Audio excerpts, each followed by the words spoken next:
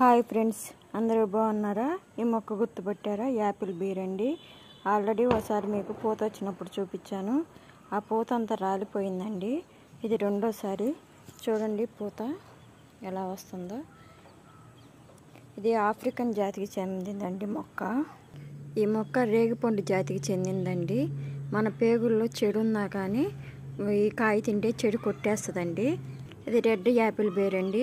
ఇది మనం గ్రో బ్యాగ్లో కానీ చిన్న చిన్న క్యాన్లో కూడా పెంచుకోవచ్చండి. తేలిగ్గా పెరుగుతుంది. ఇది ఇసుకలో కానీ రెడ్ మట్టి కానీ బ్లాక్ కానీ అన్నిట్లో పెరుగుతుందండి. ఇది కొంచెం యాపిల్ టేస్ట్గానే ఉంటుందండి, కానీ రేగిపండు విత్తనం ఉంటుంది. చూడండి ఎంత బాగా వస్తుందో చెట్టు. ఈ వర్షాకాలంలోనే ఎక్కువ కాస్తుందండి. చలికాలము వర్షాకాలంలో బాగా కాస్తాయండి. ఒక్కసారి కాయలు వచ్చినాయంటే నెలంతా వస్తూనే ఉంటాయండి మనకి.